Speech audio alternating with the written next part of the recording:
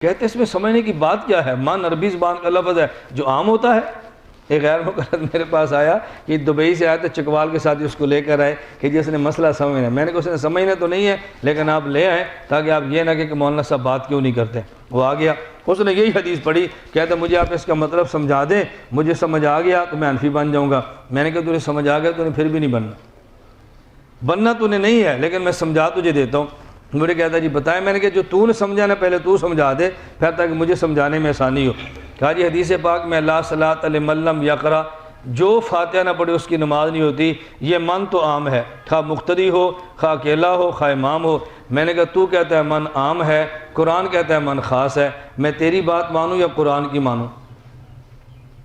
ساتھ لوگ بڑا تعجب ہوا۔ میں نے کہا یہ کہتا ہے من عام ہے، قرآن کہتا ہے من خاص ہے، کہاں لکھا ہے؟ میں نے قرآن کریم میں ہے یستغفرون لمن فی الارض، فرشتے ان لوگوں کے لیے استغفار کرتے ہیں جو زمین میں رہتے ہیں۔ تو زمین میں تو فرعون بھی ہے، زمین میں قارون بھی ہے، زمین میں تو پرویز مشرف بھی ہے، یہ زمین میں تو کتنے بے ایمان جمع ہیں، ان سب کے لیے فرشتے استغفار کرتے ہیں؟ کہتا ہے جی نہیں۔ تو میں نے کہا کس کے لیے استغفار کرتے ہیں؟ کہتا ہے ایمان والوں کے لیے۔ میں نے کہا تو کہتا ہے من عام ہے، قرآن کہتا ہے من خاص ہے، ہن دس میں تیری مننا یا قرآن دی مننا؟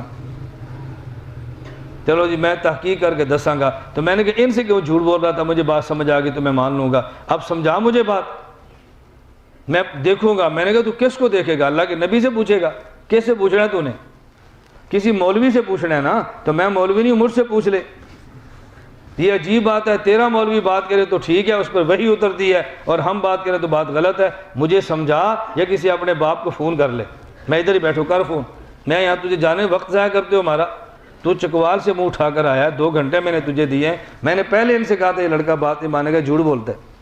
یہ ہمیں غلط فہمی ہوتی ہے جی فلاں لڑکے کو مولانا صاحب سمجھائیں، میں تو اللہ گواہ ان کو منہ نہیں لگاتا۔ گواہ میں کہ تو باہر نکالو اس کو یہاں سے، وقت ضائع کرے گا، میرے جانے کے بعد کہیں گے دھیر کوٹ میں ایسے چلے گا۔ وہ جی کالج کے لڑکے نے مولانا الیاس گھمن سے گھنٹہ بات کی ہے اور مولانا اس کو بات منوا ہی نہیں سکے۔ ابلیس کو خدا نے بات منوا لی تھی، تو کوئی ابلیس بہت بڑا مناظر تھا، اس کو خدا بھی نہیں ہرا سکا۔